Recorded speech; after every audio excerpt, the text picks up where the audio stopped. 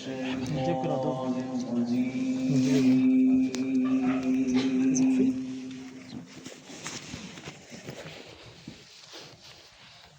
الله الرحمن الرحيم.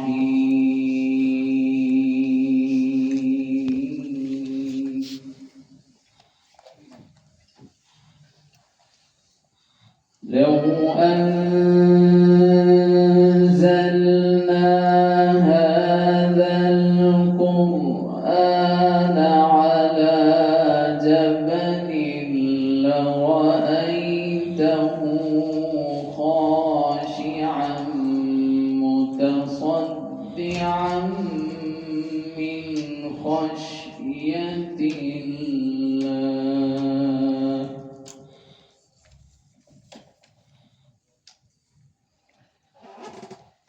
وتلك الأمثال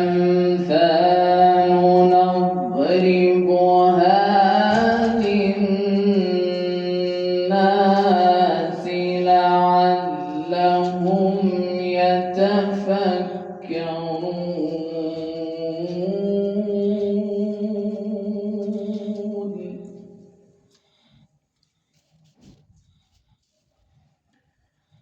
هو الله الذي لا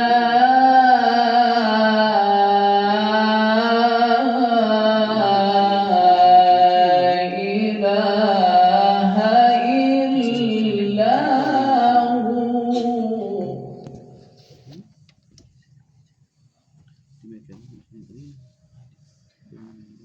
هو الله الذي لا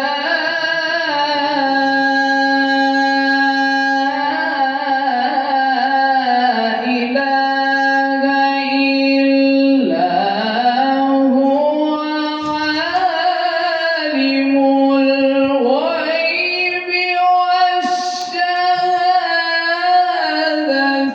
هو الرحمن الرحيم.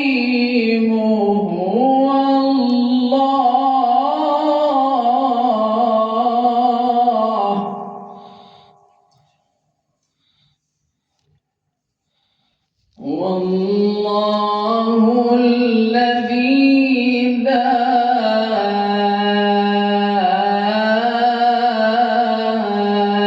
إله إلا هو الملك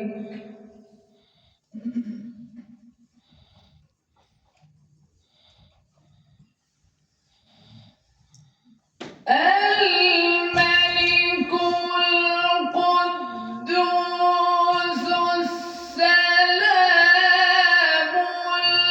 المؤمن المهيمن العزيز الجبار المتكبر.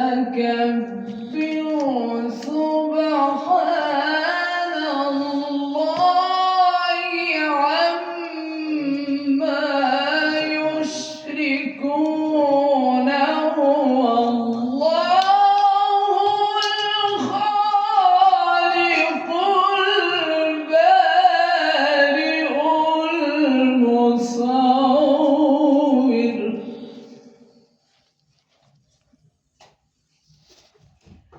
هو الله الخالق البارئ المصور له الأسماء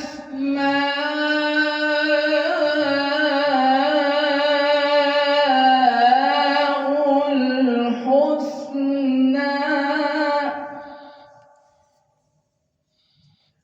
يسبح له ما في السماوات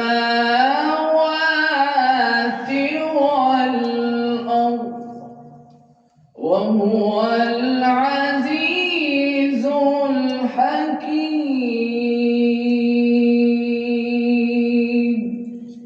صدق الله العظيم.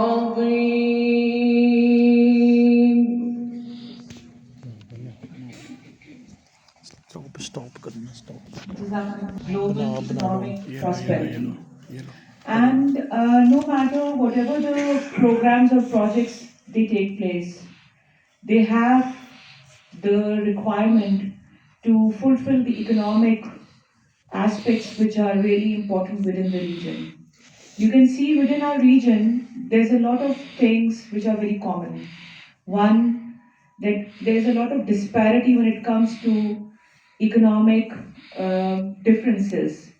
If you just look at Pakistan, there is a project, China-Pakistan Economic Corridor. And then there are certain repercussions when it comes to looking into this project very deeply. There are socio-economic aspects as well. For instance, whenever we look into the projects, we look into that what contributions it could do for the sustainable development goals, which is actually also aligned with the global development initiative presented by the President of China. So we are here to not only discuss about the basic aspects, but we are also here to first of all highlight the issues, the challenges, and the way forward in different aspects. If you can see, climate diplomacy is also important because when it comes to the environmental impact of the projects, even that becomes a very, very pressing issue because skies have no boundaries. And when it comes to certain projects, you have to look into the viability such projects could actually have. And if you can see that many of the times people talk about that Pakistan is a victim of climate change. Why? Because we have certain neighboring countries and we have to be mindful about that what kind of impact the climate issues could bring in terms of the environmental impact. So, a lot of diplomacy, for instance, we can talk about gender diplomacy. This region is actually facing the same issues when it comes to gender equality. And if you just look at the population of this region, again, it is around the same 51% to 49% ratio. And then again, how such projects actually could bring a difference in the gender parity and how the women in this region could actually benefit out of that and how it can bring more financial inclusion and independence for this region. Again, it is a question that has to be answered. So, keeping in view, I'll just give an introduction. Already, you might be having an introduction about what is BRI project, but since there are students sitting over here and we are here to start with a very initial discussion. So the first thing that I'm just opening the session because many of the other participants would actually talk about certain portions of the discussion that we'll be doing today.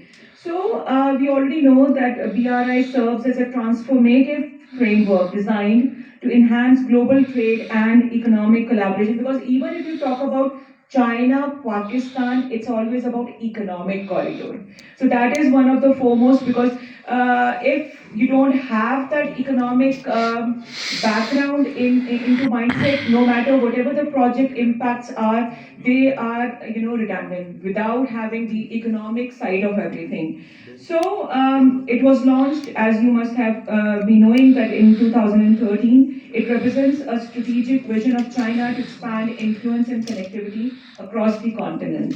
So as this initiative was launched by the President Xi Jinping, the Belt and Road Initiative aims to develop trade routes linking Asia, Europe, and Africa. It encompasses a range of infrastructure projects, including railways, ports, and highways. And in Pakistan, we have a lot of hue and cry about that our basic problem is not infrastructure. But if the infrastructure doesn't develop, the access to industry cannot be developed. And that is the reason infrastructural development was the initial stages for CPAC as well. Now we are moving towards 2.0. That is where we are talking about more technology oriented aspects and the industry collaborations as well. So when we talk about the historical context, the concept of the Silk Road signifying trade routes established centuries ago. and forms the historical basis for the BRI. The modern BRI revives this legacy and responds to global economic shifts, aiming to combat regional disparities and enhance connectivity in the increasing interdependent world. One of the important aspects of BRI is coexistence. If we talk about, many of the times, if we just look at different economies in the past, they were, more isolated towards their own better good. But this is the initiative which is actually talking about that how we could coexist together and develop ourselves together. So the objectives and goals of this BRI was to involve fostering sustainable development through infrastructure investment initially and economic cooperation that is quite needed, and of course the cultural exchange, because sometimes, if you really want to make a lot of difference, cultural exchange is one of the fuels that could actually make a lot of difference. Because if the communities within the region are not working together, they are not mindful about each other's culture, the penetration of those projects become really difficult. And if you can see that one of the biggest challenges even in Pakistan, what I think is that this kind of initiative, what has been taken, it is more prevalent in the cities. In Islamabad, there's a lot of talk about CPAC and BRI, but when it goes to the rural areas, to the areas where the infrastructure is penetrating, but the kind of awareness in the public, that's quite missing, and that is where the diplomacy is needed, where within the country diplomacy is needed to actually bring more awareness. And I think the education institutions, whether it's the colleges, even at the schools level, we should have. I was visiting China, and there was, there were different places where they were having small kids standing and they were presenting the whole idea. And it was really a wonderful thing that the small school students were actually, Dr. Tahir was there, Shabir sir, the students, the Chinese students were presenting the whole vision of that Chinese initiative that they were taking. And if you just look into Pakistan, students are not that aware. So that is where, you have to develop advocacy amongst the educational institutions as well. So when it comes to economic growth perspectives, please next economic growth prospects. So the Belt and Road Initiative is projected to boost global GDP significantly, with estimates suggesting a potential increase of up to 4% by 2030. But one thing that it has been already emphasized and has been most of the things that have been working upon is on the infrastructural development. But now I think we are moving towards to the next stage where a lot of things are going on into the technology transfer. But one of the challenges, when we see in Pakistan is that I don't know how many of you have actually visited China, but the pace of development over there, we are not, we are very far behind than them.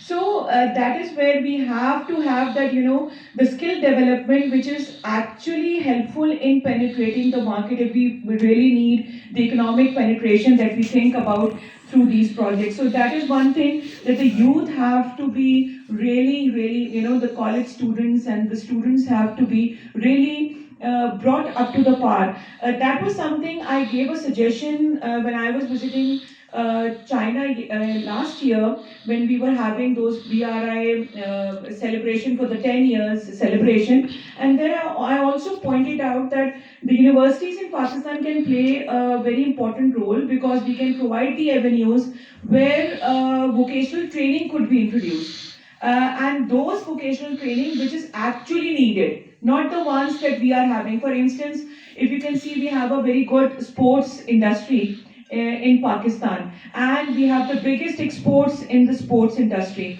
But when it comes to the factory infrastructure and the kind of skills that are being used there, they are redundant.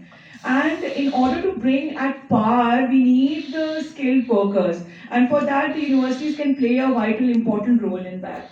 So, of course, the investment opportunities are there. We have the SEZs, but the challenge is that Abhi tak we weren't able to have a significant investment in the SEZs, the special economic zones. So that is one of the challenges that are going on. Then media advocacy is very important because the way the project has to be presented, because you cannot detach CPAC from the bigger picture that is BRI, because within BRI, CPAC is one of the projects. So, looking into BRI, we can actually look into a more magnified picture of how CPAC could actually be helpful. Of course, there are threats and challenges. One of the challenges is the political instability in the region. Then, environmental concerns, as I mentioned earlier, that is one of the things that has to be catered. There's a lot of, under the table discussions about debt sustainability issues, that how much indebted the countries would be based upon these projects. But again, a lot of things that has to be, looked upon. Then when it comes to geopolitical tensions, the regional tensions that are going, we don't have a very good, good relations in terms of the strategic relations with our neighboring countries, especially with India. And you can see how it is actually progressing with leaps and bounds. So we have to see that how we have to prioritize our vision and strategic development as compared to how our neighbors are actually doing for that. Then, of course, as I mentioned earlier as well, that BRI, whatever the economic impact is, it has to be towards the achievement of sustainable development goals. We have to see that apart from this infrastructural development, the equality, the good nature of work, gender equality, clean water and sanitation. So there are a lot of things that we have to work upon, and I think it should be embedded within the BRI project. So that is something. So I'm just, raising the aspects that we have to have a lot of advocacy on. So, as I mentioned, that you need to align these with SDGs and promoting inclusive development, and these projects are for the coexistence. So, we have to see that where the win-win aspects could actually work upon. So, what are we could learn from each other's good examples, and China is a very good example in terms of when we were visiting, we could see that if many of you who are residing in Lahore, they know that there's a very popular place called Hafiz Center where we've got a lot of small shops for mobiles, and we could see the same kind of thing in China also. But the best thing what we could see was that all the frontline sellers were the ladies. And there was one Chinese salesperson. I asked her, how do you manage? Then she said that we actually look for the sales, and our spouses actually our partners look after for the supply chain. So I think that is a very, very nice business model, if you can see, because females are more towards good at the front lines when it comes to selling, and the kind of the supply chain could be actually managed by the spouses. So that is something that I really admired, and I think women empowerment, because if it's a 50% of population and you expect that you need to develop economically, then you have to empower the females. That is something that I always advocate about very strongly. So of course, the benefits and the things that can be done is through collaboration. And one of the basic issues when it comes to implementation of these things are the security issues. Today the Council General had to come, and just because of the security threat, they were not able to come here, because they have confined their surroundings even in Islamabad and even in Lahore. Despite of the fact that they are our neighbors, but still they were not able to given a security clearance to come here. It's just like 2 minutes apart. So that is something things are. So thank you very much, and this is how we are opening this session. I would request Mr. Khalid Taimur, the Executive Director of Pakistan Research Center for Shared Future, to come and welcome the guests and everybody. Thank you. The Special Integration Center was established in 2021, and communication of my institute, the Institute for Community with Shared Future. We have been partnering with this center since last couple of years for holding these kinds of events. Today is quite a unique event because today we have tried to gather a lot of our partner institutes over here. First of all, I would like to mention about Dr. Smera Noreen. She is over here in Lahore College of Women University. We are currently holding a fellowship program, so the girls sitting at the back, they are part of their Chinese fellowship program, which is being done at the Lahore College of Women University. Then I'm also thankful to Dr. Sikandar, who especially come from LAMS. He heads the LAMS Chinese Legal Law Center. Then we have Dr. Talit Shabir. He especially come from Islamabad. He heads the China Study Center in the ISSI, the Institute for Strategic Studies in Islamabad. Then we have a guest from Lithuania. She especially come. She's here in Pakistan for her research work, and she accepted our invitation and she came over here. Then we have Dr. Tahir from University of Sargodha, and a lot of so today you are going to meet with a lot of variety of speakers from various universities. Why they all are here is the reason is this, that they would like to give their perspective of the Belt and Road Initiative and the Community of Shared Future concept to all of you. I would just, because most of the students, every time I come over here, we meet with different students, and some of them are who have not been knowing us. So I would like to introduce the Institute for Community with Shared Future. This institute was established in Beijing in 2019. I'm one of the directors of that institute in Beijing, and since then we have been doing this advocacy about BRI and the concept of community with shared future all over the world. As you know that BRI has 155 partner countries and 30 organizations, including Shanghai Cooperation Organization, is also part of BRI. This concept was given by President Xi Jinping in 2013. The initial concept of community with shared future he gave in March 2013 when he was visiting Russia, and then the BRI was formally announced in May 2013. As Dr. Fauzi has said, BRI has completed its 10 years in 2023, and we are very hopeful that in coming years CPAC, which is part of BRI, will get connected with the Central Asian countries, and Pakistan will see quite a change in terms of trade, in terms of investments in special economic zones. So for year 2025, we have planned lots of activities, including giving this kind of knowledge to you people, that what all opportunities will you be having from BRI and from CPAC. So I'm very thankful to all the speakers over here who have especially come from different cities, from different universities, and hopefully in times to come, under the umbrella of regional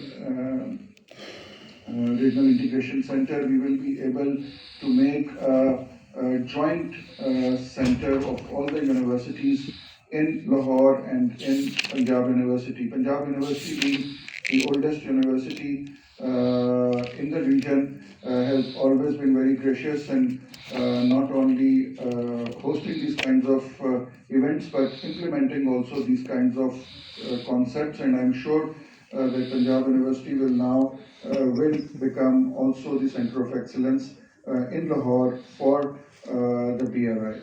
And I'm also very thankful to Dr. Sajid Rashid. He is like my brother, and we have been together in various ventures, and he would also, he has been working on the climate impact of BRI, so today we will also request him to apprise you about that.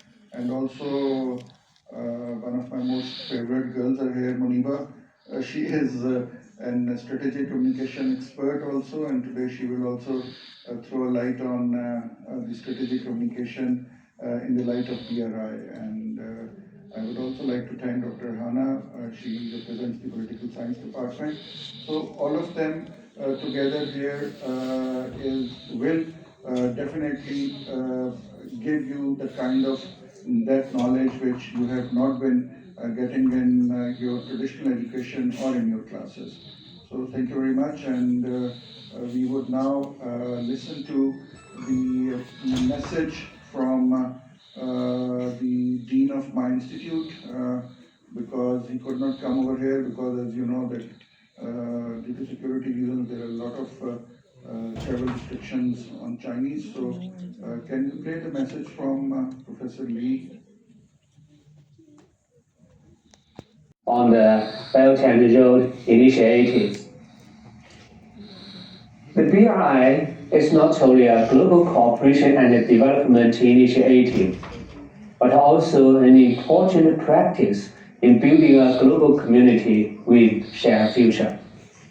Today, I will talk about the 5 connects of the BRI. They are policy coordination, infrastructure connectivity, unimpeded trade, financial integration, and people-to-people bond. Firstly, infrastructure connectivity is a key aspect of BRI. The interconnection of infrastructure, including roads, railways, and maritime transports, is the cornerstone and benefit from the development dividends brought by the BRI. In Pakistan, the BRI has achieved significant success. The construction of the CPEC has not only strengthened economic ties between the two countries, but also brought substantial improvements to Pakistan's infrastructure and energy supply. The successful implementation of these projects has not only promoted local economics development, but also contributed to the achievement of the United Nations Sustainable Development. In conclusion, the BRI, through the 5 connects and the 3 shared principles, has driven global economic growth, promoted international cooperation, and provided new momentum for achieving the SDGs. As the BRI is further implemented, we believe that Will also be the 80th anniversary of the United Nations. So what we have planned in China that during the complete year, in line with the 80th anniversary of the United Nations, the Chinese universities and research institutes will be celebrating that with the concept of the community with shared future, because UN SDGs and the concept of the community with shared future, they are not alien to each other. Basically, the concept of the community with shared future and global development initiatives, global security initiatives, and global civilization initiatives, all these concepts basically complement the UN SDGs. So we will also be coming to your universities and Punjab University again for events celebrating not only the 80th anniversary of United Nations, but also the alignment of the community with shared future concept with the United Nations SDGs. Thank you.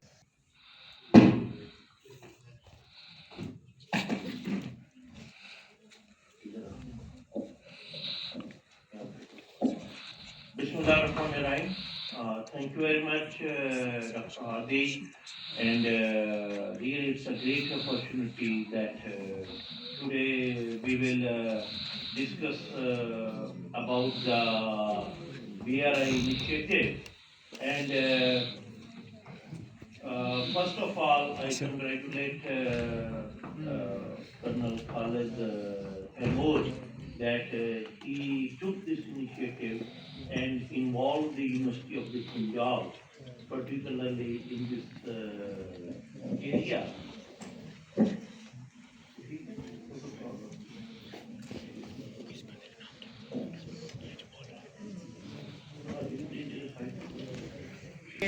As you know, the Belt and Road Initiative.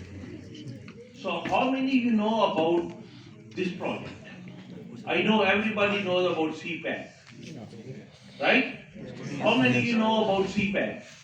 Raise your hand, please. Pakistan is the main player in CPAC, right? Female को नहीं पता CPAC का, तो हाथ नहीं खड़ा हुआ, ऐसे करके नहीं खड़ा करना, मतलब BRI projects now in Pakistan is in second phase in the CPAC project. The phase one, CPAC is one of a very small part of the BRI project. I will show into some of the map. So this is some of the overview of the BRI, that Silk Road Economic Belt and the 21st century Maritime Silk Road. Because you already know, I will not go into the details of these things. Only it is a system of the land-based routes, the Silk Road Economic Belt, and the maritime is the sea-based network route. So it means that in BRI project there are two routes. One, एक समुद्र की तरफ से और एक जमीन की तरफ से, दो ही चीजें हैं ना अर्थ के ऊपर, right? Either we have the land or we have the water. So this project will cover the both. So phases of the BRI. The phase one, it started in 2013 to 2019, and phase two is from 2019 to the present. So China has not officially defined a fixed number of the phases for the BRI. Analysts generally view the initiative in two main phases. Maybe there will be a third phase officially, so that is not the official statement from the Chinese that there are two phases. So, but the analysts, they thought this is the second phase, maybe third phase, maybe fourth phase and fifth phase. So it will all depend upon the global situation. So in phase one, this was the initial phase that focused on the large-scale infrastructure development. And the second phase, improving the quality of the projects, aligning the BRI with global sustainability goals, particularly in terms of environmental protection, green energy, and high-tech digital projects. तो phase one के अंदर जैसे मैंने बताया कि जैसे आपका घर बनता है ना, तो आपने उखाड़ उखाड़ हर चीज की होती है, या बच्चों को समझाने के लिए सिर्फ थोड़ा सा है, और आप देखते हैं हर तरफ जनाब पहले अपना गंद पड़ा हुआ है, ईंटें, रेत, सीमेंट, और जब स्ट्रक्चर तैयार हो जाती है तो देन फिर आप क्या करते हैं, उसको संवारते हैं, फूल लगाते हैं, अपने उसके अंदर आप तरह तरह के दरख्त लगाते हैं, अपना पार्क बनाते हैं, मतलब फिर आपने उसको संवारना शुरू कर. That is the second phase of the construction. Infrastructure is already developed in Pakistan, in other countries. Some infrastructures they are in process of the completion. ठीक है जी, इसी और ये पाकिस्तान के हवाले में थोड़ा सा और इसी BRI प्रोजेक्ट के हवाले से all the motorways, they all are also the part of this BRI, the CPAC project, and also the national highways. जितनी आप की नेशनल हाईवेज यहाँ पे अपना बन रही है, मेजर जो हाईवेज हैं, they are also the part of the CPAC, and they, if they are the part of the CPAC, they are also part of the BRI project. The second phase of BRI marks a shift in the focus from large-scale infrastructure projects like roads, ports, bridges, to more sustainable, green, and high-quality development. So, three things in this phase: the sustainability, quality over quantity, and green development. So these are the three major things in this phase everybody is looking for. Then the digital Silk Road. The BRI into digital infrastructure, including the telecommunication, 5Gs, e-commerce, to boost the connectivity in the digital age. Whenever you will travel on the motorway, you will get the internet, you will get the all the digital facilities, whatever they have in the developed countries.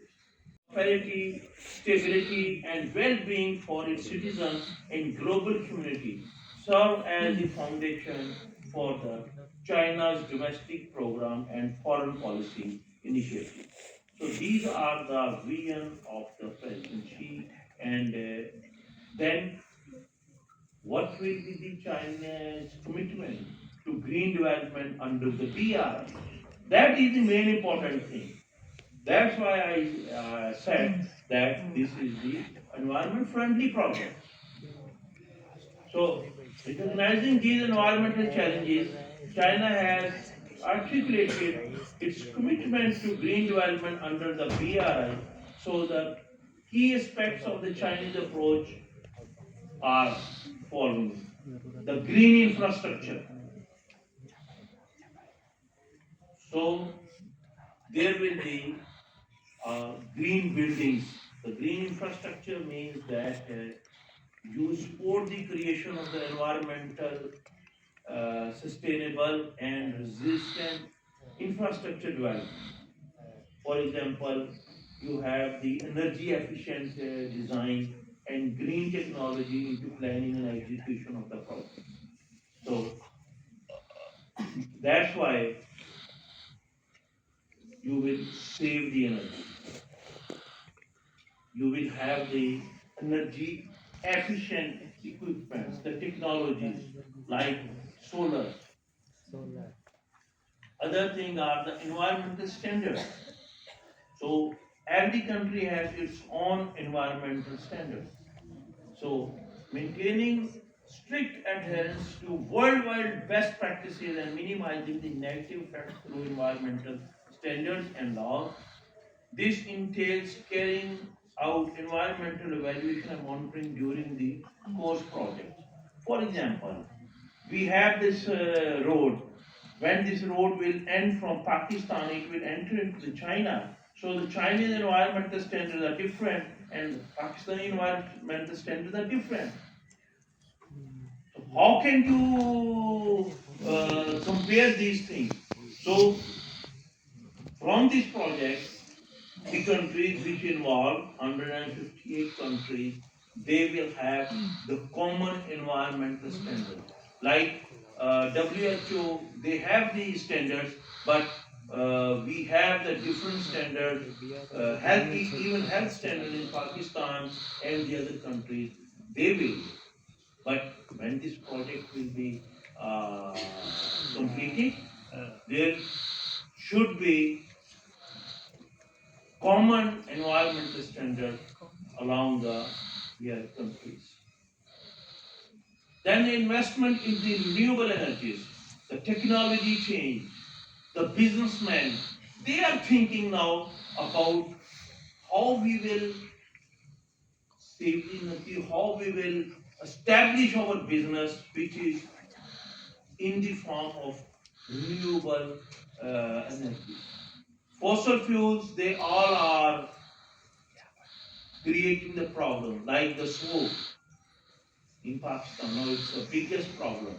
So जब हम ये कोयला लकड़ी इसको जलाना बंद कर देंगे और इसकी जगह पर अल्टरनेट सोलर के चूल्हे आ जाएंगे, इलेक्ट्रिक कार्स आ जाएंगी, तो these all are putting laws and the rules in place. ये सबको पता है, ये laws तो होते हैं, implementation कितनी इसके ऊपर करते हैं. Then the financial support, that is the main thing. Pakistan is a developing country. We don't have the money. We don't have the money to spend on luxury things. We don't have the money to spend on electric cars and others. So क्या करें यार? We are the part of this system. So they will financially support Pakistan. Yes, that's why China and the others, they are giving, but they are giving the loans. in environment, because I'm the environmentalist, we are just contributing very little, less than 1% in the world pollution की contribution में. But top 10 countries में हम सफर हो रहे हैं. So we are not begging to the United Nations or the developed countries because they disturb the environment. We are asking our share, the financial support. कि भाई आपने अब खराब कर दी है सारी इन्वायरमेंट और हमें करें ठीक करने के लिए we don't have the money. Give your part to Pakistan and then inshallah we will try our best to make the projects. ये वो चीजें हैं जिसपे आप सोचते हो ये प्रोजेक्ट इन चीजों को लेकर आएगा और that's why environmental impact of the infrastructure project, biodiversity and habitat loss. But these are the things which I will just go through so that you should just know. Air and water pollution, depletion of the resources, climate change, social effects, and China-Pakistan corridor mein, we have major projects. Crore hydropower projects, Gwadar Port. You can see here these two projects, the Gwadar Port project and the Crore hydropower project.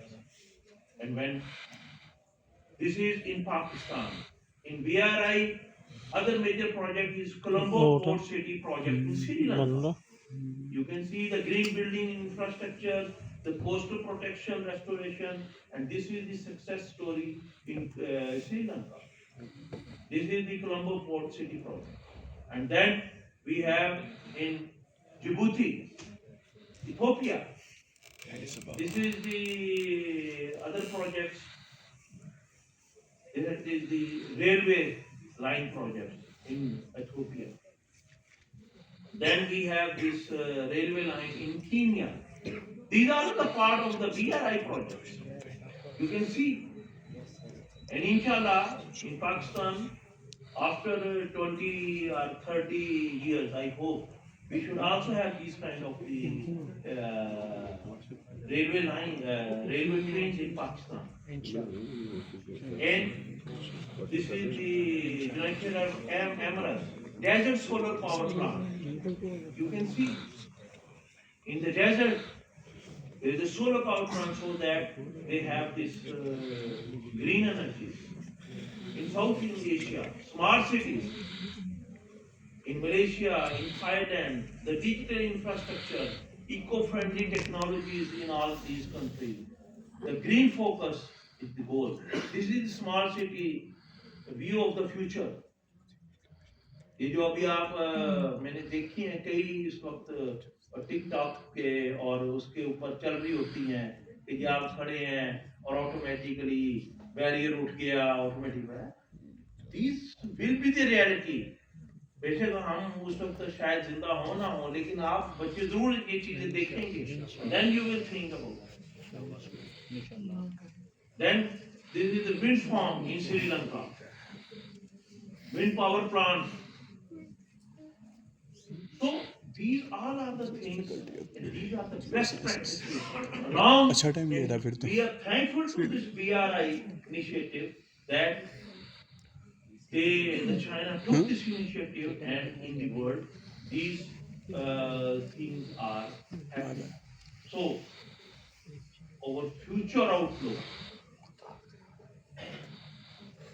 हमारा future क्या होगा कैसे हमने देखना vision of the green to join efforts with BRI participating countries on environmental protection EIR environmental impact assessments, renewable energy and green infrastructure, capacity building and knowledge sharing, policy coordination, as I said, collaborate with international organizations, UNEP, UNDP, World Bank, ADP.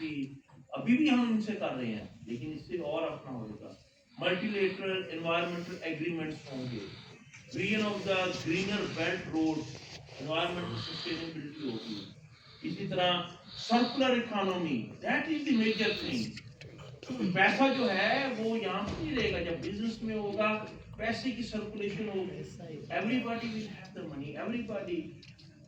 अभी हमारे पास जो हम के जी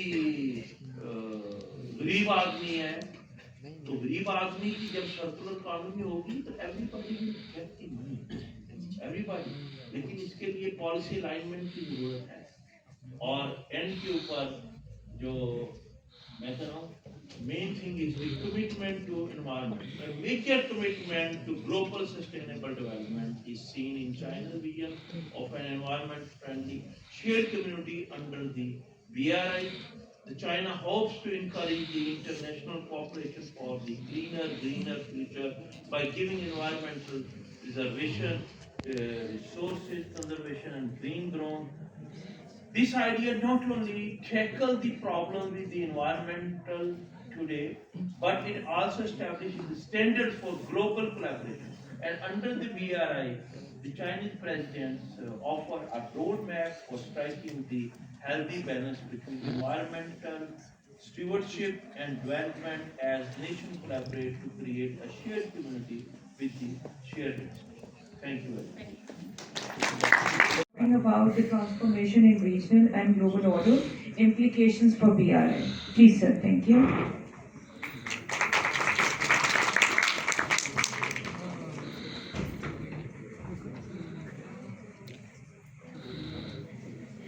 फिर पर्ची पड़ेगा।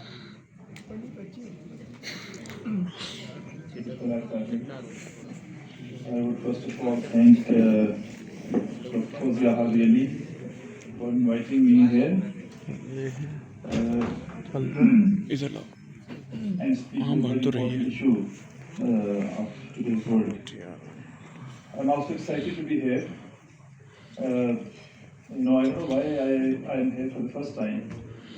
Though I did a master's in political science from Punjab University, it didn't occur to me to be here in university, and I hope in future I will continue to come more frequently.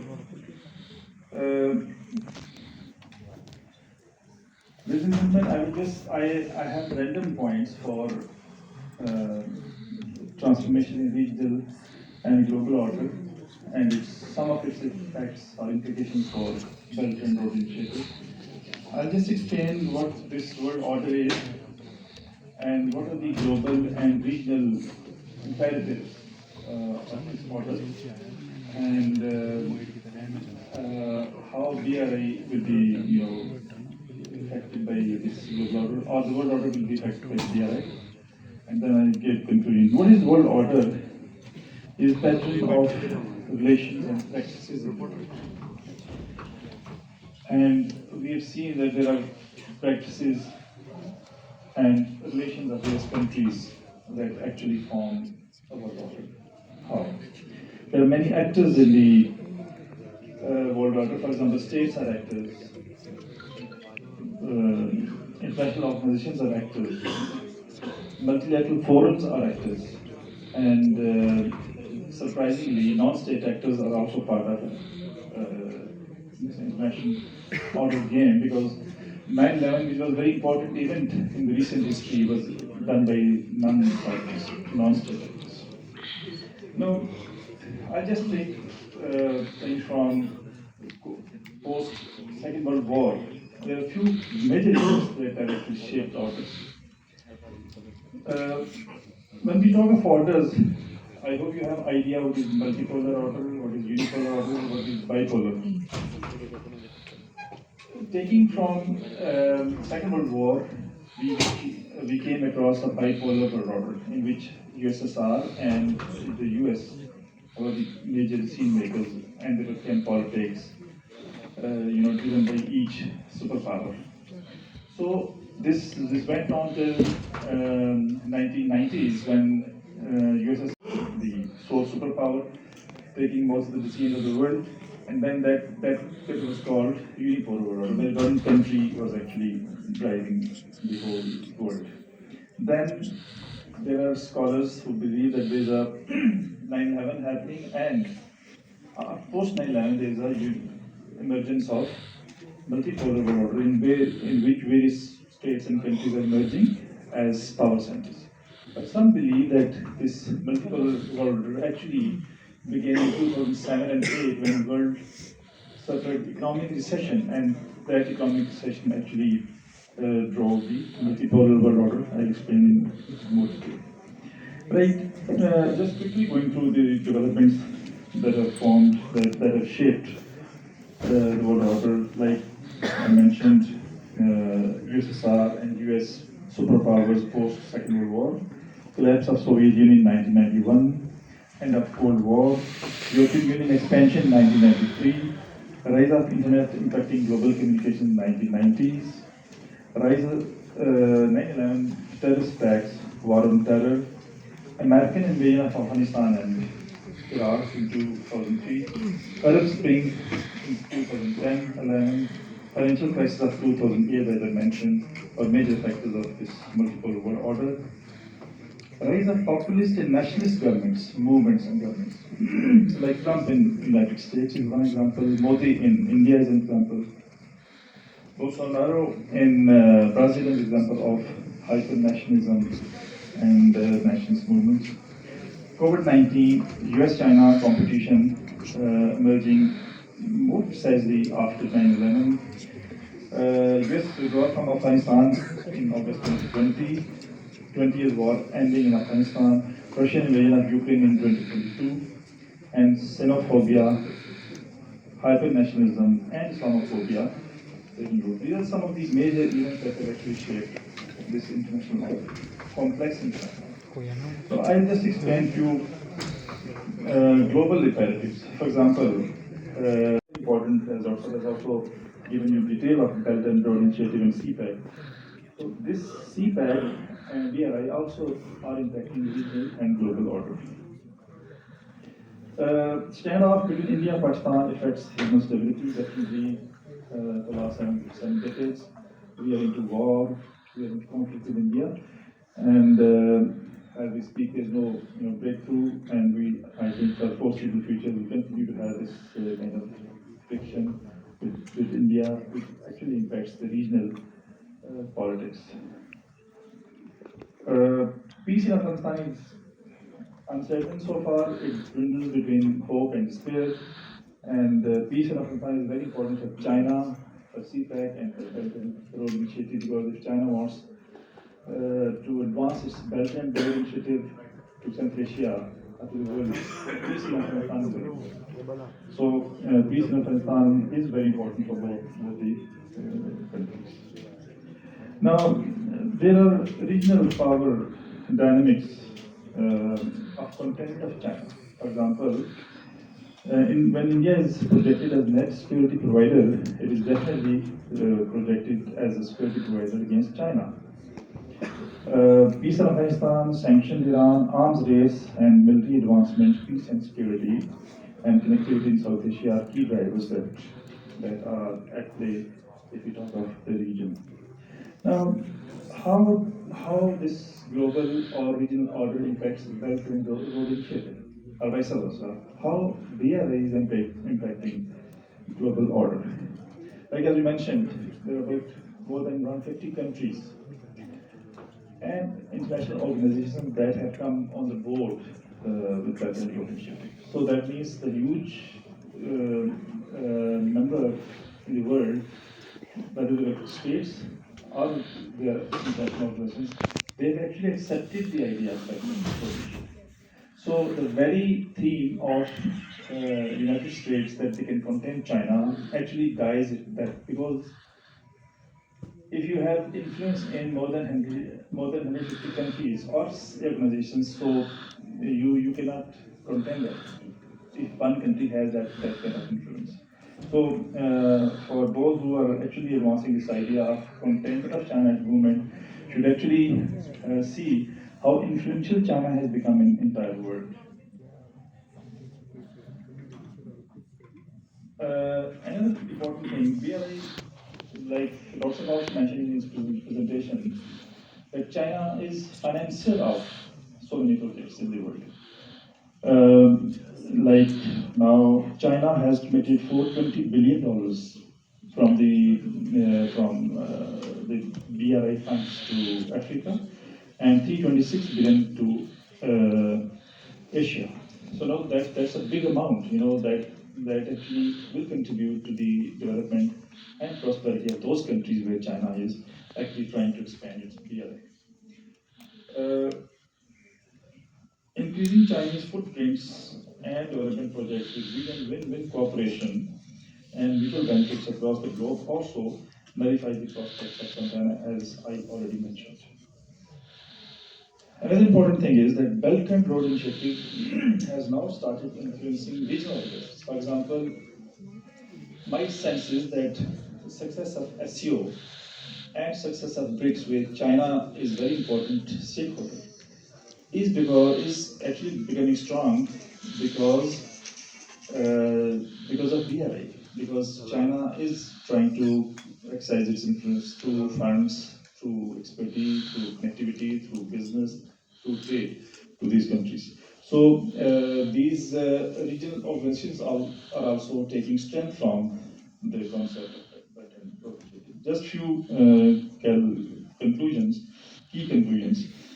Rise of China as the second largest economy and launching of BRI has provided fresh impetus to Beijing for confident foreign policy. China is becoming confident that by the time BRI is actually getting stronger and intruding, in the entire world. Chinese economy rose in size from $400 billion in 1990 to $19 trillion in 2023. You just imagine how China has actually progressed. A rise of protectionism and use of sanctions for political ends will negatively impact global trade and business. As you must have heard these days, with the President Trump coming in America, there is now again fresh talk of trade war and trade conflict between the two countries. Mr. Trump is actually threatening China with 100% of tariffs, if they try to create some rival currency for dollar in BRICS framework. So there's going to be protectionism and sanction regime expected in the world. Pakistan-China extensive partnership is primarily driven by strategic importance of the relation. We all understand very much. Pakistan faces hard task of managing relations in changing international order. Pakistan is in a dilemma because it has to, if any country in the world will be victim of managing this relationship, it will be Pakistan, because we have very good friendship relation with China, and we have also very good relation with the US. I think it will be very hard for us to manage this relationship when both countries actually try to collide on trade and business. Pakistan needs to strengthen its relation with Washington and Beijing with diplomatic alignment for multilateral economic partnerships while looking for opportunities for collaboration in non-security space. I think we have to look at relationship with these countries from the perspective of business and trade. We have to deconflict with basically security relationship with any country, because people feel comfortable talking about trade and business. They are now not very comfortable talking about bombs and missiles. Owing to India's power politics in the region, there exists a strategic hostility to India. It's not only by Pakistan, it's by the other regional countries also. So China-Pakistan relations are viewed as strategic hedge against India's power politics in the region. This is double-edged. It can pay Pakistan well, but it can harm Pakistan also. So we need to be very, very cautious in trying to, label a relationship of hostility with any country. Iran's approach with Saudi Arabia with Chinese help is welcome development. China figures out as thoughtful arbitrator in this regional game. Of course, as I mentioned in my imperatives, peace in Afghanistan is very important. And unless there is peace in Afghanistan, we will have problems progressing on CPEC. China will have problems progressing on Belt and Road Initiative. And rest of things we can discuss in the answer. Thank you very much. Thank you very much. My background, I'm like an alien here. My background is nothing to do with the CPAC or with the business, but of course I do a lot especially when I was listening to Dr. Sajid's talk. So I started to learn how to link myself or my, let's say, things with this, let's say, title of this seminar. Myself, like Dr. Hadi was saying, that my background is chemical science, and I'm working on renewable energy. Actually, it's more like, when I was listening to Rakshad and another Rakshad, I mean, how I look at it, it was more like, what is there in the CPEC, especially with respect to Belt and Road, and more like let's say, I don't want to use the word problem, but it was something like that. So I'm more person of solution, okay? So because my research is on green fuel, green technologies, so I will try to link a little bit. Actually, this is a talk I had like 10 days ago at UMB Lahore. So my research is, I will tell you what we do actually. We try that we introduce new technology in terms of how we can replace chemical fossil fuels, let's say, with modern technology. So one of the let's say, main part of my research is to use water and convert water into hydrogen. And then of course we can use hydrogen as a fuel. Hydrogen is green, clean, and if you combust or burn hydrogen, there is no carbon footprint whatsoever. So let's say if you have, मेरी दूसरी जो expertise है ना वो automobile engine की, I mean I love them since my childhood. So it's like second expertise, not with respect to degree, but with respect to my own interest.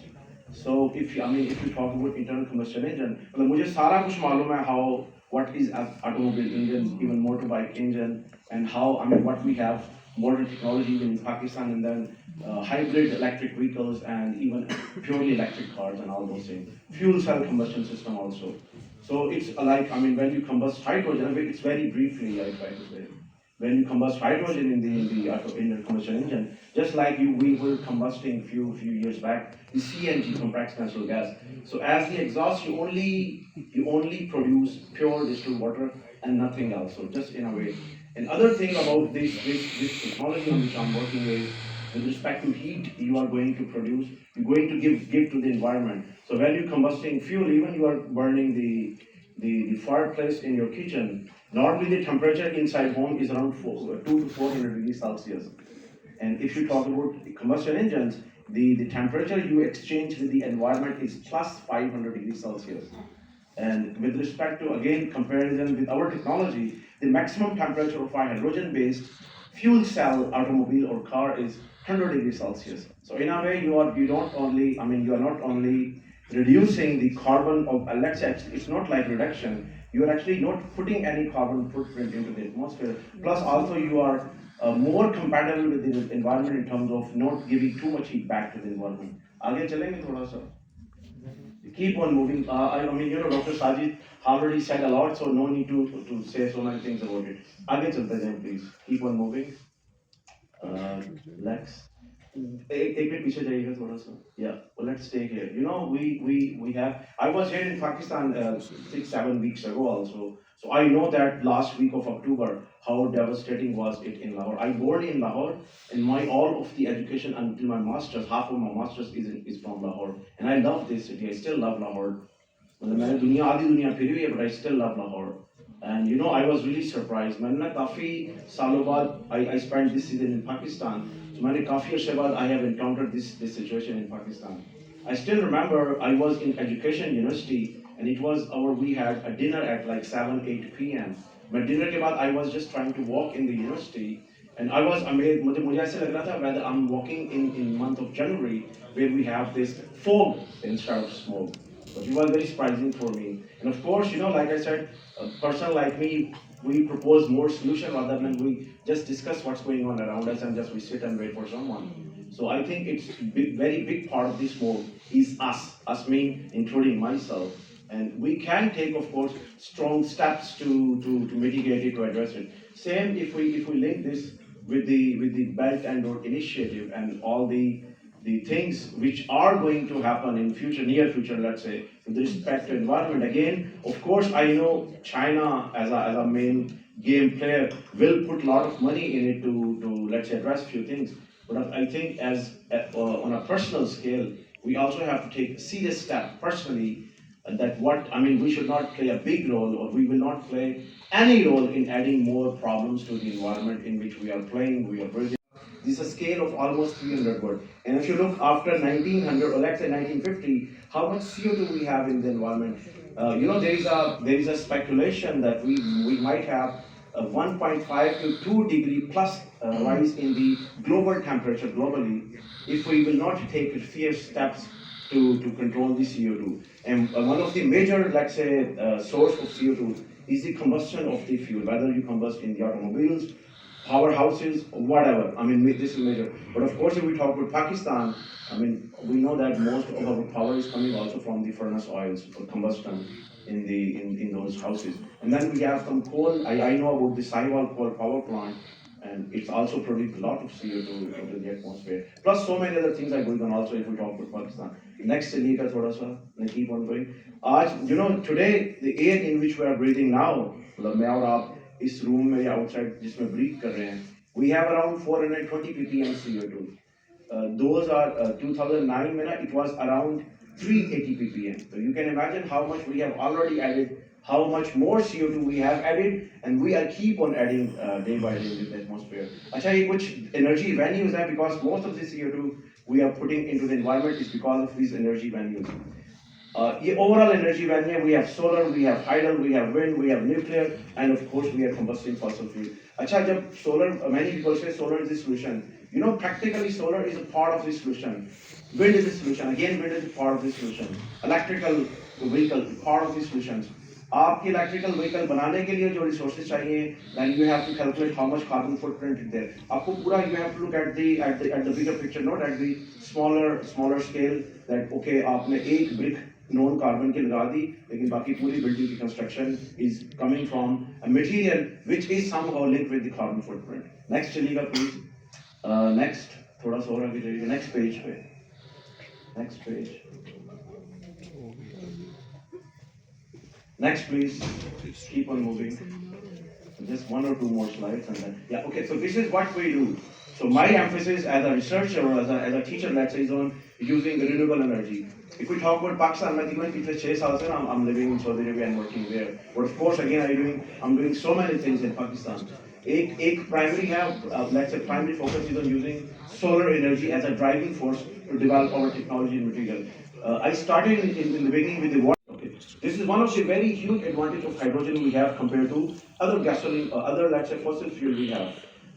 Fuel के अंदर एक energy density है, we call it intrinsic energy density, which is stored in the chemical. When you break the bonds in the fuel, that energy is released. If you compare, I mean, it's a very rough chart. If you compare hydrogen with gasoline and diesel, you will see hydrogen is almost 3 times more dense in terms of energy density compared to those. आगे चलिएगा. Plus, I already told you, if you combust hydrogen, you will only make water, nothing else. One more, yes, stay here. So there are 2 technologies we already have in the world to use hydrogen as a combustion fuel. One is, of course, like I told you, you just replace the CNG assembly with the hydrogen assembly. Actually, you don't need to do anything. वही CNG assembly use होगी, only you have to put hydrogen tank rather than the compressed natural gas tank. थोड़ी सी चीजें change करनी पड़ेंगी, because hydrogen is a blasting gas. Hydrogen जब explode करती है ना, it's a it explode like a bomb, like gunpowder, not like a gas or like fuel. But of course, there are ways to control it. But of course, the best way to do hydrogen is the fuel cell electric car. So you combust hydrogen electrochemically. And another advantage of fuel cell combustion is in the internal combustion engine, the maximum efficiency of any fuel is 25%. और जो diesel है उसकी 40% है. हमने matric में पढ़ा होगा Carnot cycle. I'm sure most of you remember that. In fuel cell, the minimum efficiency of the fuel cell conversion automobile is 75%. So you can see how many advantages you have using hydrogen-based technology, replacing the. Plus, of course, in Pakistan we have other huge advantages of hydrogen if you get it from water, simple water. We have Pakistan में बहुत ज़्यादा urea बनाते हैं. We create urea in millions tons, something like that. And also we have huge ghee, जो हमारी ghee industry है. We use the hydrogen to saturate the oil and then we produce the ghee. Of course, we have other strategic applications of hydrogen also. थोड़ा सा आगे चलिएगा. अच्छा ये थोड़ा सा मेरा concept है how we do it. We actually try to mimic the natural photosynthesis, how plants are doing it.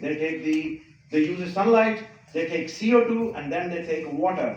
and then they do all those magic and tricks which we try to, let's say, mimic in the lab, and then we try to produce oxygen, and then with the CO2 or with the water we either can make hydrogen or CO2 based product, which I already told you, showed you in table 3 or 4. Next चलिएगा थोड़ा सा. अच्छा ये कुछ example है, keep on moving.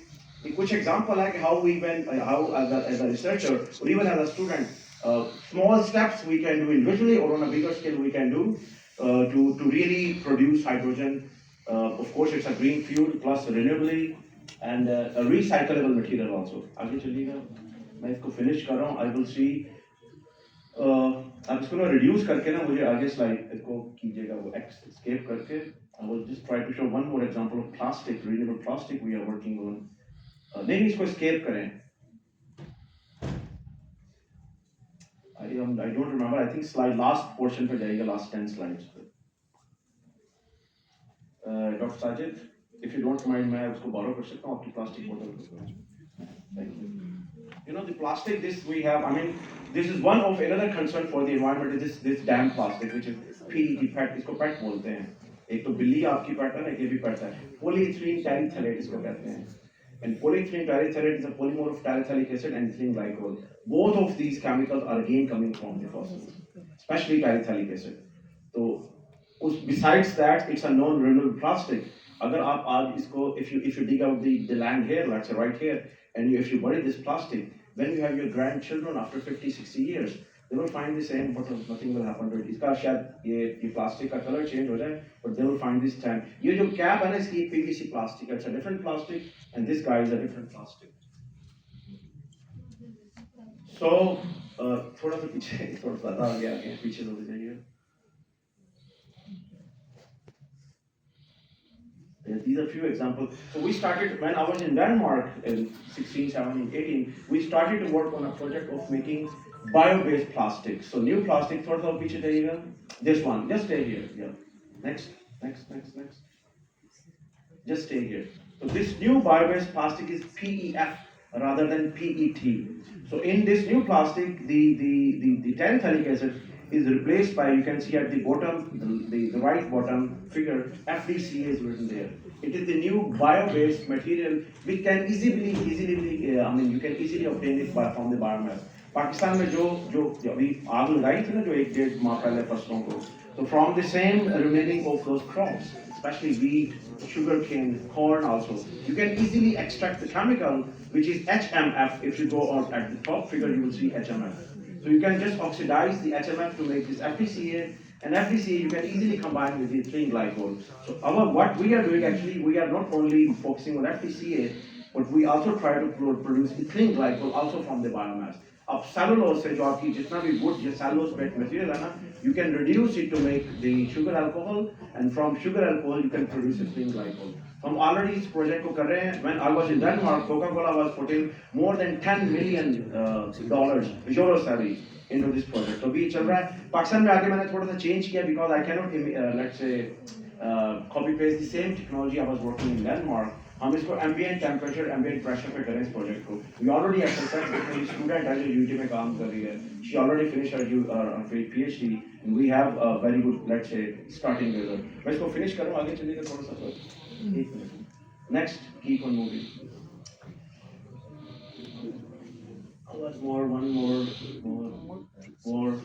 More. Yeah, stay here. Back. Yeah, stay here. चिंकसी वाला ना, I think it's around 2001 and 2 जब कोविड का पहला या दूसरा साल था. I had a meeting with one of my friends. I'm part of the lab we have in Kent, in Twilbury actually. So Chinkchi general manager से छोटा होता है, he was visiting our office, and our lab also give the certification. So they want us that we will give them the Euro 2 certification for the exhaust. तो मैं उस meeting में luckily बैठा हुआ था, तो मैंने कहा आप मुझे कितने पैसे देंगे? उन्होंने कहा 10-15 लाख लेते हैं. कन्वर्टर लगे हुए. Every vehicle have this. One is part of the silencer, जिसको वो drum भी कहते हैं, which is fitted in the back of the car. और एक छोटा सा part होता है which is fitted when the cylinder is coming right after from the engine exhaust. मैंने आपको बोला ना, मैंने I know each and everything of the engine, so that's why I know it. So we are trying to create this catalytic converter inside Pakistan. एक project ये चल रहा है, आगे चलिएगा. ये मेरा own personal initiative है. I mean I put money from myself into this she car. she car concept it will have 4 modules. Gasoline पे होगा, plus it will have a solar module, hydrogen module, and electric module. एक ही गाड़ी में सारा कुछ होगा. Plus, I also started a project very recently with few of my friends. We have a elite car workshop in DHA, just in front of Paragon City. So we are trying to do 2 projects. एक project है कि how to convert your own your let's say automobile car into hybrid one. एक इस पे काम करें, लेकिन we just have started it. आगे चलिएगा थोड़ा सा. ये कुछ और project है related and that's all. And thank you very much. About history of trade corridors and routes in the region. Please, sir.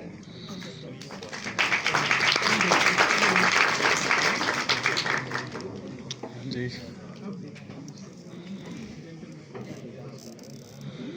Bismillahirrahmanirrahim. Thank you very much, Dr. Fauziya. It is a surprise for me as per schedule, my talk after the break, but she suddenly invited me. So I am going to talk on the history of trade corridors and routes in the region. After a very detailed presentation from the scientist, I am a social scientist and a historian. I just share the history of the trade corridor, especially the Silk Road. So it is a privilege to speak with you all people who are sitting here in a very important and significant workshop or seminar. The primary focus on my talk on Silk Road, one of human history's the oldest and the most influential trade routes.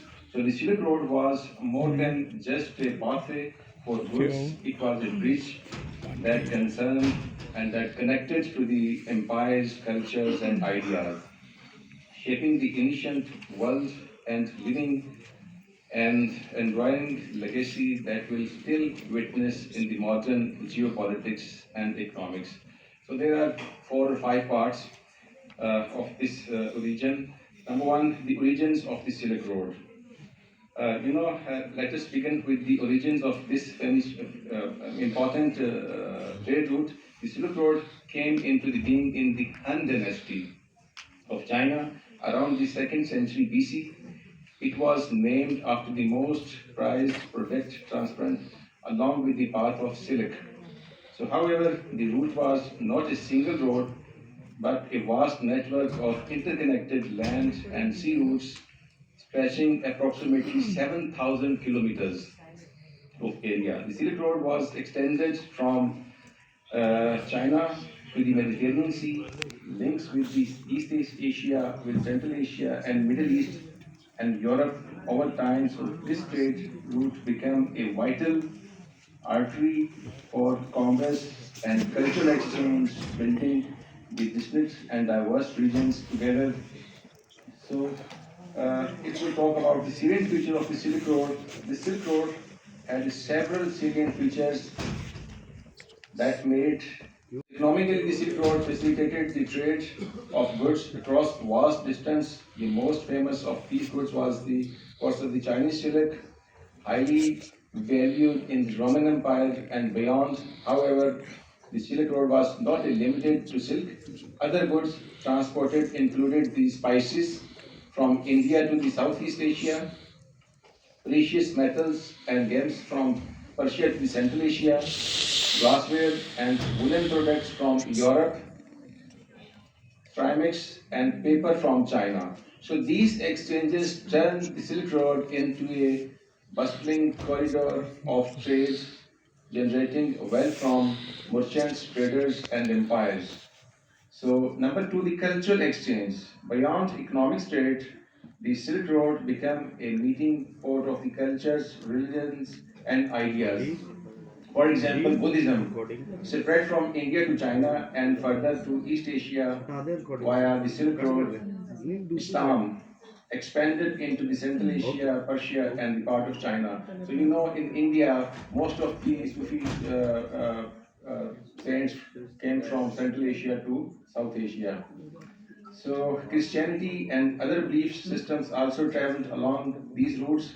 So alongside religion, art, architecture, and knowledge also furnished. So this Silk Road played a critical role in transmission technologies, the paper marking, paper making, and gunpowder from China to the rest of the world. resolving societies far and wide. Number three, the political dynamics. Politically, the control of the Silk Road was highly contested. Empires such as the Han Dynasty, Parnassians, and Greeks, the Romans, each sought to source and demonstrate the route. Later, during the 13th century, the Mughals or the Mongols, under the Genghis Khan, unified much of the Silk Road territory. This period of the stability, known as the Pax Mongolia, so allowed trade to flourish like never before. So the political dynamics of the Silk Road remain as introduced. History, trade, and power has always been there. Number three, the complex web of history, politics, and economics. So the Silk Road was not merely about trade, it was intricate web history, politics, and economics. Let us explore the complexity. For example, the economics significance. The Silk Road connected the economics of the ancient world's regions proposed as the cities like Samarkand, Bukhara, Baghdad, and Constantinople became traveling trade hubs. Taxes and traffic on the goods. इसी तरह political influence. So throughout the history, the Silk Road became a source of geopolitical power. Empires rose and the control those routes. For example, the Roman Empire valued silk too much that it paid extraordinary for Chinese silk. The Mongols secured the route to expand their empire and create economic prosperity. So this composition for trade routes is not unfamiliar to the today. Modern powers continue to compete for economics and strategic corridors. The number three point is the cultural impact. So perhaps the greatest legacy of the Silk Road is cultural. The mainlinings of the ideas, religions, and the technologies turned ancient religions into the globalized world. For example, mathematics.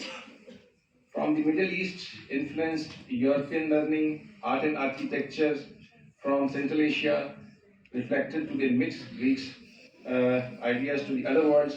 So the exchange of cultural ideas from the other worlds is also along this route side. So the influence of the modern geopolitics and economics. In this, the most latest phenomena is the Belt and the Road Initiative. So China's Belt and Road Initiative is a contemporary echo of the ancient Silk Road launched in 2013. It aims to revive trade corridors across Asia, Africa, and Europe by building road, ports, and infrastructure. So this initiative demonstrates the impacts of the trade routes for global economies, developments, and political influence. So I conclude my talk on the conclusion that the Silk Road was far more than a trade route. It was a transformative force in human history by facilitating the exchange of the goods, culture, and ideas. It connected distinct parts of the ancient world and laid the foundations of the global commerce and communication. So even today, we can see echoes of the Silk Road in modern initiatives and geopolitical strategies. Understanding the history allows us to appreciate the enduring significance of these trade corridors in shaping civilizations and the connecting humanity. So at the end, I would like to thank the Regional Integration Center led by Dr. Fozia and Colonel Khalid Taimur Akram Saab for providing me the opportunity to share my ideas. Thank you. How they have been a positive force in global diplomacy and international relations. The only problem here is that I'm used to teaching in a Socratic manner. I don't generally give lectures, and I know quite Q&A sessions are in the end.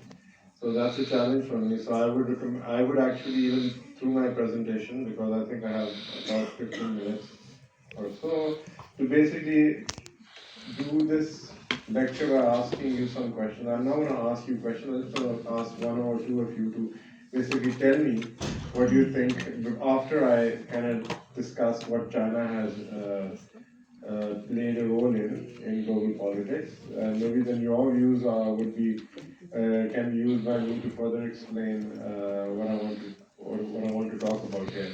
There's not a lot of time, so I'll do it very quickly, maybe 2 or 3 questions that I'll ask you.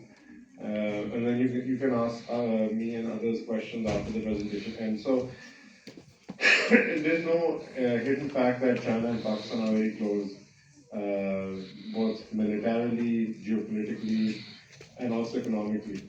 I don't need to talk about the details or specifics. I think others have already done that. It's a massive infrastructural project and does other things as well. Valued at over, estimates say between 80 to 100 billion dollars. We already see the effects of that happening in this region.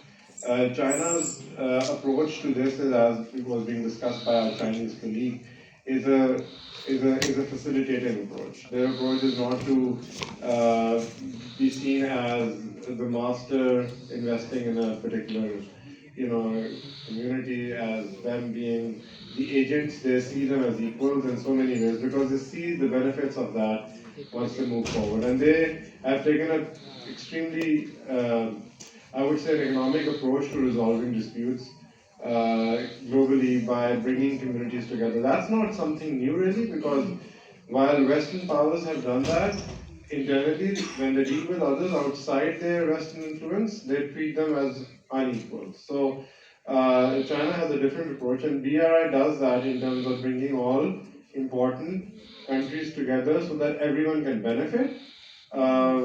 Naturally, you will have certain countries or the global north feel threatened by that, and as a consequence, they I think, try to undermine the projects that China is involved in, and also then they co-opt local stakeholders or local regional powers. In our case, it's India, which is being co-opted by the West to neutralize China in this global adventure. However, India also is a sovereign country and it sees its benefits because it also extensively trades with China. It has a huge balance of payment deficit with China. So as Dr. Shah was talking, I mean, it's not you're out of the Cold War, we're not into a hyperpower situation that we were in the 90s. It's a international community that is evolving, and a lot of countries are becoming stronger and regionally exerting their influence, right? Including Saudi Arabia and in our region, Iran and Pakistan to an extent. So let's look at that also. So coming back to China, I mean, China has actually, from an international perspective, played a very positive role. On any particular dispute in the last 50 or 60 years, let's talk about our own disputes in the region. And what also beyond, let's talk about the bigger ones, right? So Libya, like recent ones, Syria, Iraq, they've always taken a multilateral approach to resolving disputes, relying on the UN Security Council or the UN General Assembly or the UN system in involving everyone and not acting unilaterally. We can, as Pakistanis, I guess, be critical, and we would be in a position to do that, of the West, because we feel that in certain disputes, when it suits them, they take the international opposition of human rights, of acting together. But when it doesn't suit them, then they act unilaterally. Examples are Iraq. The U.S. and Russia, Britain went into Iraq. Second Iraq War, which was in violation of international law, imposing no-fly zones in Syria, Libya, leading to a regime change, leading to chaos and anarchy there, and also being highly pro-use of force by unilateral forces in Syria, which now is a complete mess. One way or the other, we know that Syria is a very weak country. If you look at China's position, it's always taken this position of relying on the global order to not use force unless it's absolutely necessary, looking at mediation and arbitration, which is something that comes from within their own system, and always speaking up for communities that are suffering because of sort of post-colonial, I would say, injustices, like in the case of Lebanon and Palestine and even in Syria and Iraq. Our own experience with China has been actually quite good. We had a border dispute with them that we resolved in the 1960s through a Sino-Pakistan agreement that led to a boundary between Pakistan and China, which was subject to the final resolution of the Kashmir dispute. India didn't go along with that, and as a consequence, they entered into a war with China, which they lost, and as a consequence, China, obtained about 20% or 10% of that particular disputed territory, which they understand, and they are open to resolving it after there's a final dispute. Geopolitically, we know how China has worked with us on a host of reasons, in a host of areas. Militarily, they have supported us. They have supported us, in the UN Security Council. They have supported us on Kashmir and the Kashmiris directly. They have, supported our military programs, both nuclear and non-nuclear, in shielding us from Western countries that do not want us to have those military capabilities and capacities. And recently, as you can see, they have supported us on economically as well in terms of the massive infrastructure programs they have in this particular country. The concern they have, and again I want to talk about that, and then I'll stop and let me ask you what your views of China are, is that in terms of the penetration within our society, people don't really know much about them, right? We don't know their language. I mean, we all use the English, or we don't know their culture and their ways of resolving disputes legally and politically. We have I would say, a Western perspective of how China works, and we don't also understand how they are contributing to our society in terms of socio-economic development. Keep in mind that China brings out, or did bring out, over 800 million people out of poverty, which is like 3 times the population of all of Pakistan. So it's an amazing model to rely upon to develop as a country. And in countries that are from the global south, like Pakistan, we know that socio-economic empowerment is way more important than civil political. I'm not saying that civil political is not important, but they're all linked in a way that when a country develops socio-economically, like where there's less poverty, where there's less, there's more economic empowerment work for the majority of Pakistanis who don't belong to the upper class. These are more important rights than, and so China is a very good model for achieving those protections. So I will stop there actually, way before time, and I will actually ask you,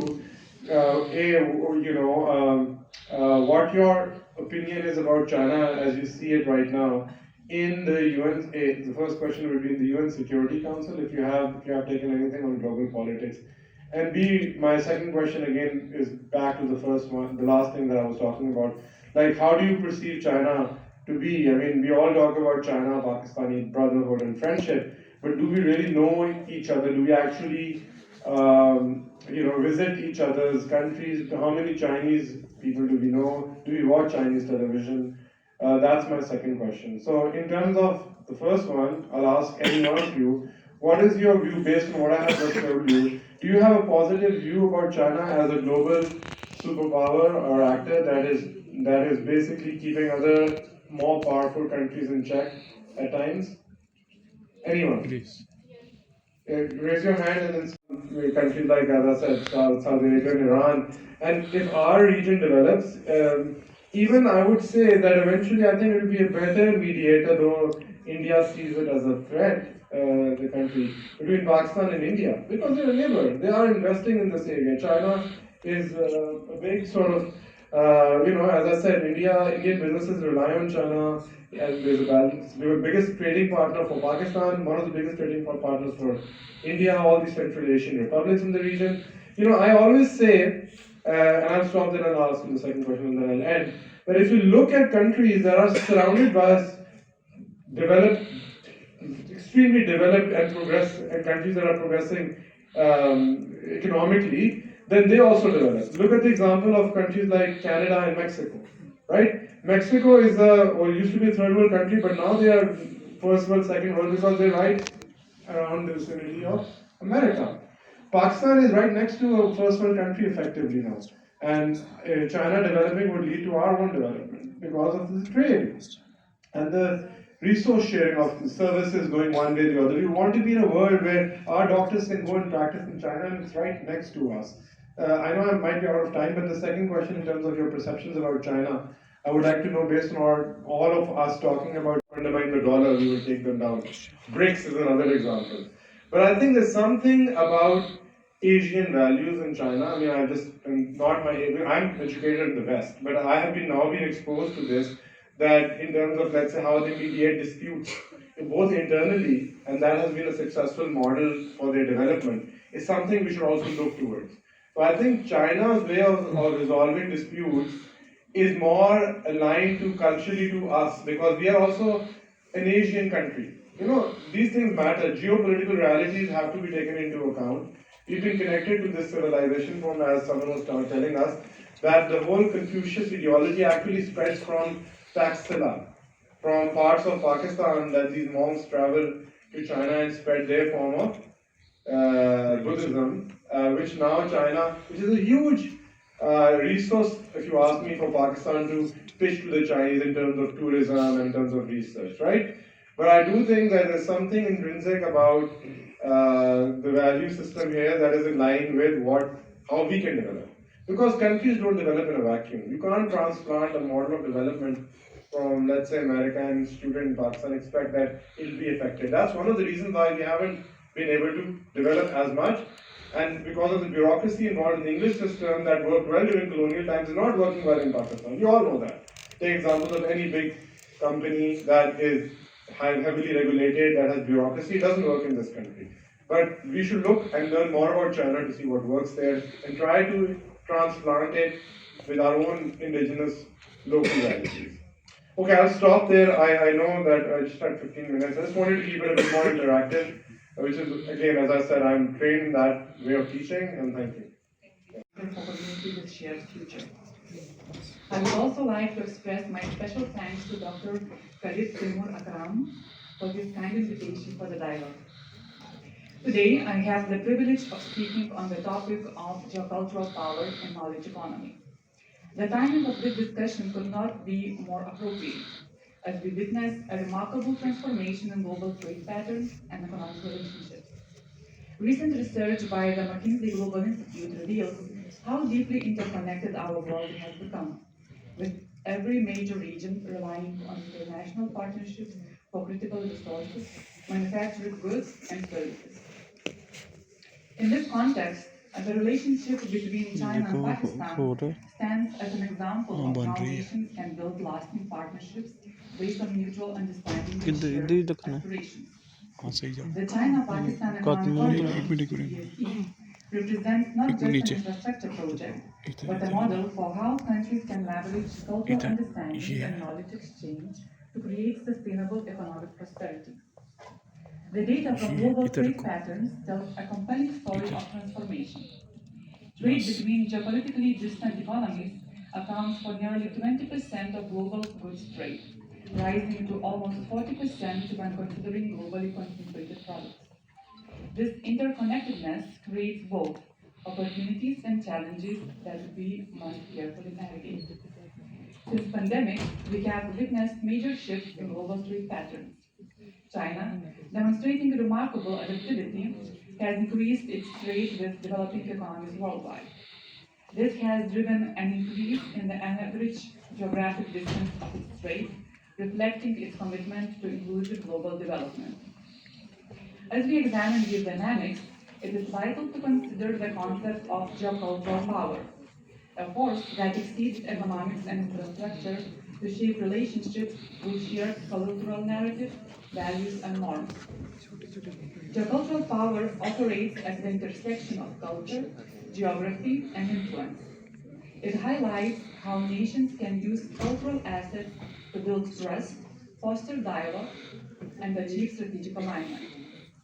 In the context of CPEC, geocultural power is evident in efforts to blend infrastructure development with cultural exchange, creating an environment where mutual respect and shared growth thrive. This framework central to the success of global initiatives like the Belt and Road Initiative, underscores how cultural understanding can become a transformative tool for long-term collaboration and growth. When we examine global trade configuration, we see three distinct but interconnected patterns. First, in relationships with developed economies, China remains a crucial player in global supply chains while actively diversifying its partnerships. Second, China's strengthened engagement with emerging economies, particularly along BRI routes, drives regional trade transformations. Third, its approach to mid-aligned economies highlights the potential of geocultural power to build bridges through trade and cultural exchange. Investment patterns further reinforce these trends. Initiatives like the Digital Silk Road, combining technological advancement with cultural exchange, exemplify how knowledge and culture can drive inclusive development. Importantly, these efforts prioritize mutual benefit, transforming international trade into a platform for shared prosperity. Given these trends, let me share my view on maximizing the impact of the China-Pakistan partnership in the context of geoculture. First, knowledge infrastructure development.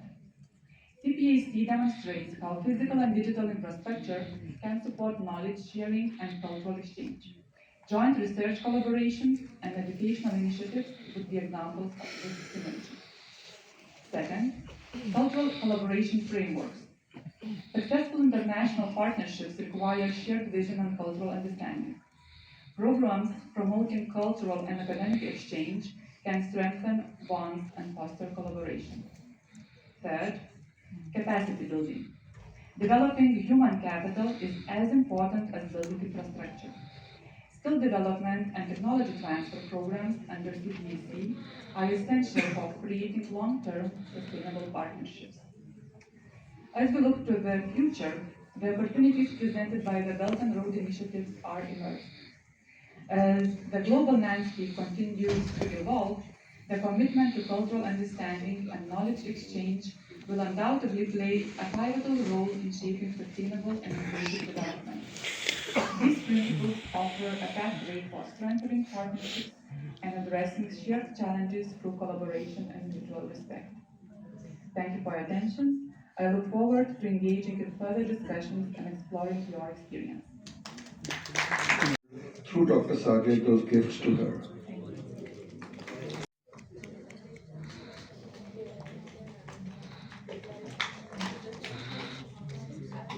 Shared future, so Professor Lee had also sent a gift for me.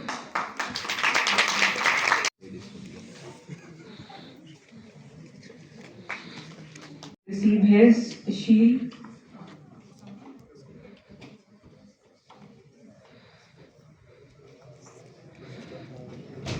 You have to.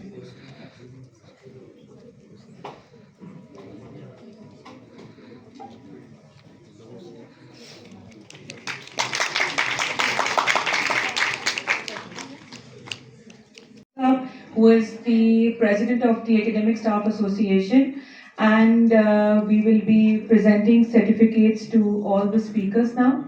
I would request Ms. Ornila to please receive her certificate.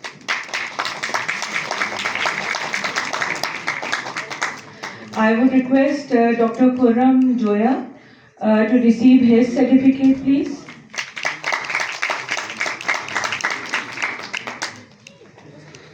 Now I would request Dr. Rehana Singh to please receive her certificate.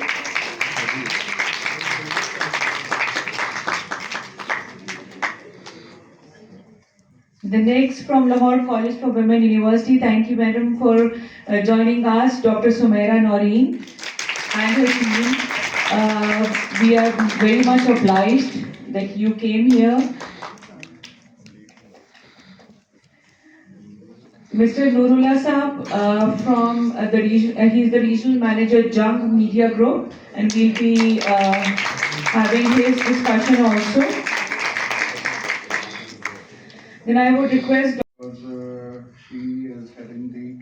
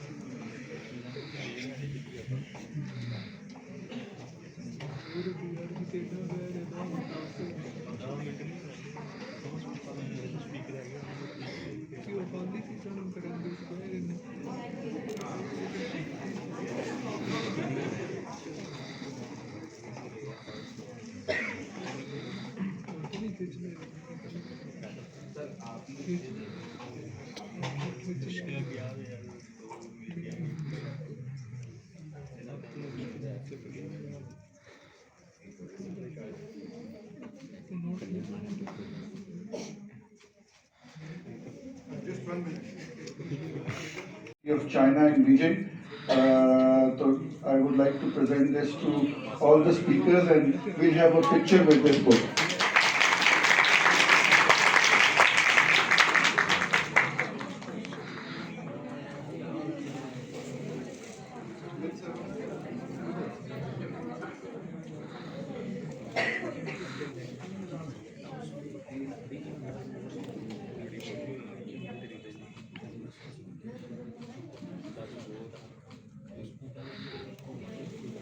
Eight thousand kilometers through the heart of Asia.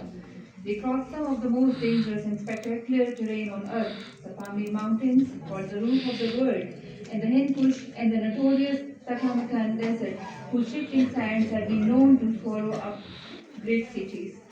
But for the past 2000 years, people have been tempted to travel these routes to look for trade or treasure or just to satisfy their curiosity. This allowed me to share the story of Silk Road, present a narrative about bigger empires like China and Rome, and the middle empires that thrived along the road, often trading, sometimes clashing, and more importantly, exchanging cultural values and ideas for shared interests and existence. In contemporary historiographic traditions, the ancient Silk Road is remembered as Silk Route, Jade Road, as a fabled Silk Road, as a mythical route, and its most recent connotations as the Belt and Road Initiative, the BRI. Yes, of course, our famous BRI. UNESCO reckons the ancient Silk Road as an essential link connecting the then two flourishing world powers of the 2nd century CE, that is, Rome in the west and China in the east. This makes a world. The Roman Empire, thriving in the west, had provided protection for trading caravans at the western end of the Silk Road for their trade activities between northern France to the shores of North Africa and from Spain in the west to the eastern shores of the Mediterranean. The Chinese silk had found great appeal among the wealthy circles of Rome due to its fine texture and fashion appeal. However, the fashion obsession with silk and other Eastern luxuries had implied payments of huge sums of Roman money and gold in return, which was sent to a center of trade throughout Asia. You know what did happen? It led to the emergence of Middle Empires. Yes, I'm speaking about the emergence of Middle Empires. Although the traders in the eastern and western ends of Silk routes had received protection of the Chinese Empire and Roman Empire respectively, the Parthians, that is Iranian tribe, stretching from Pamir to Syrian desert, and Kushans, a tribe from North China, had prospered as middle empires along the Silk Road. They served as middlemen who used to collect taxes from the caravans for safe passage and bought goods for their reselling for profit to other passing by caravans.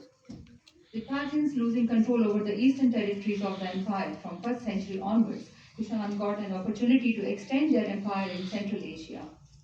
Landed Silk Road had attained its pinnacle during China's Tang dynasty of 7th century till 10th century onwards, when Chang'an, the capital of China, had served as one of the most popular trade, culture, and commerce centers along the Silk Road, as Nazrul Islam has cited in one of his articles. Unlike China and Kushan's symbiotic relationship, the growing tensions between Roman and Parthian empires over heavy tax payments imposed upon Roman goods let Rome find trade options via sea routes, that is from Red Sea to India. Strategic significance of the Belt and Road Initiative and its crucial role in shaping global power dynamics. As we delve into this important topic, it is essential to consider BRI with President Xi's vision for Global Security Initiative GSI, Global Development Initiative GDI, and Global Civilization Initiative GCI, because all these things together provide a comprehensive framework for understanding China's inspirations, its role in global governance, and its contribution to the world community. As since morning we are listening about the Belt and Road Initiative, which was launched by President Xi in 2030, and this is considered as one of the most ambitious infrastructure and economic development project in history. Initially, this was conceived to enhance trade and infrastructure connectivity between China and its neighbors across Eurasia. The BRI has since expanded into a global development project that spans more than 150 countries across Asia, Africa, Europe, and Latin America. And you all know in the early sessions, all of you raised your hands and said that yes, that addresses not only economic growth but also the broader well-being of society. And as far as the GSI is concerned, it complements the development-oriented focus of the GDI and BRI by addressing the equally important issue of global security. So the GSI envision a world where security is indivisible and comprehensive based on mutual respect, justice, and cooperation. And it is a rejection of Cold War mentalities where security was often seen in zero-sum terms. The BRI serves as a practical tool for implementing both the GDI, the GSI, and the GCI as well. By fostering economic security initiative, by fostering economic interdependence, the BRI promotes global stability and reduces the likelihood of conflict.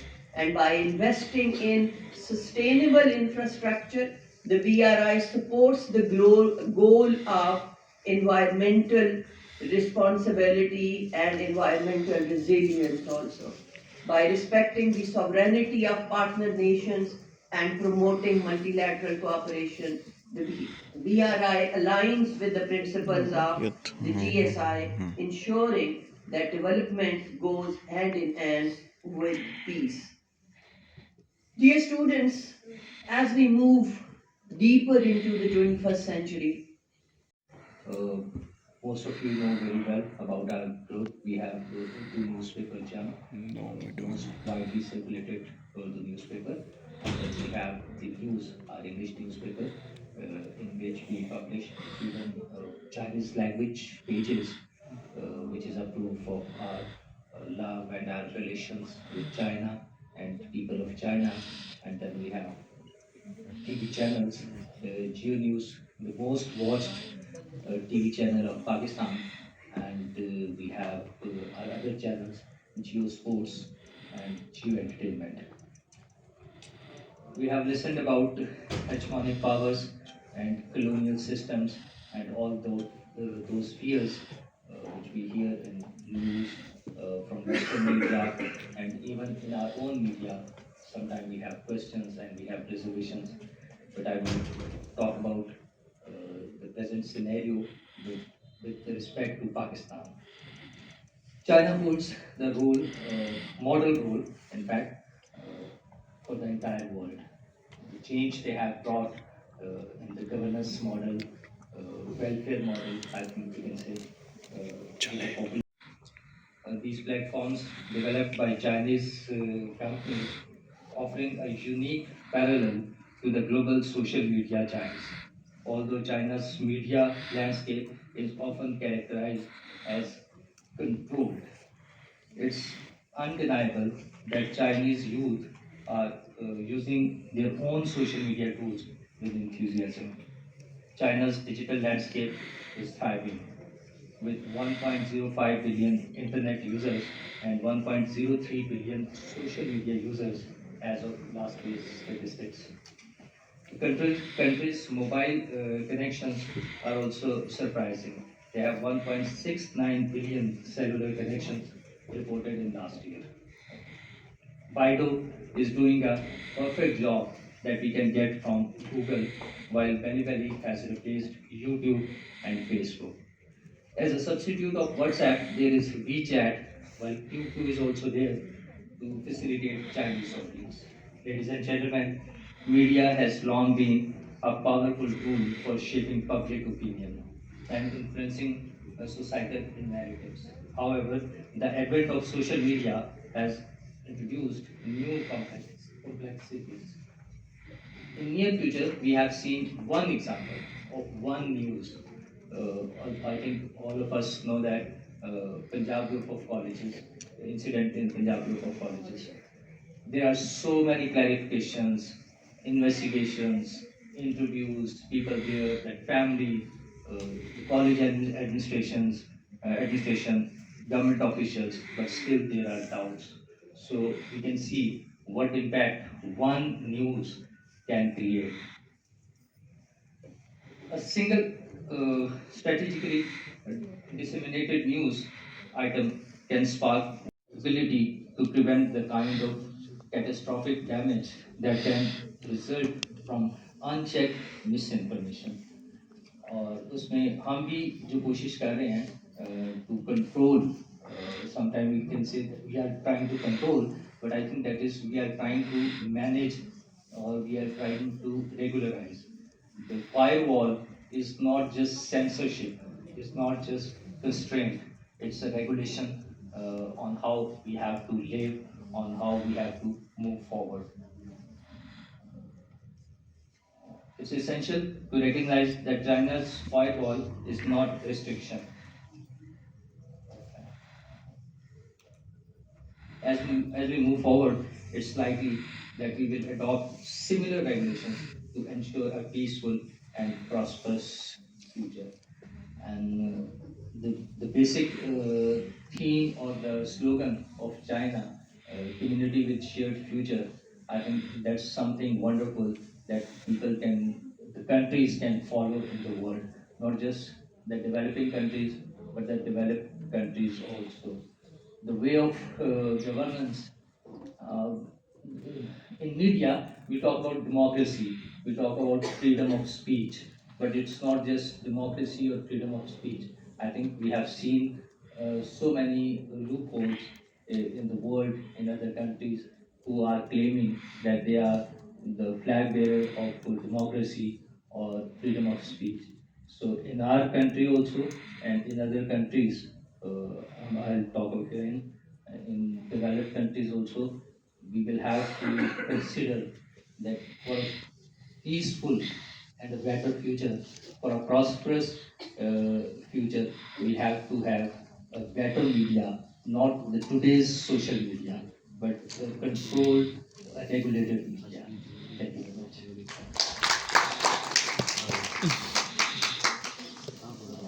Thank you very much. With this, we will be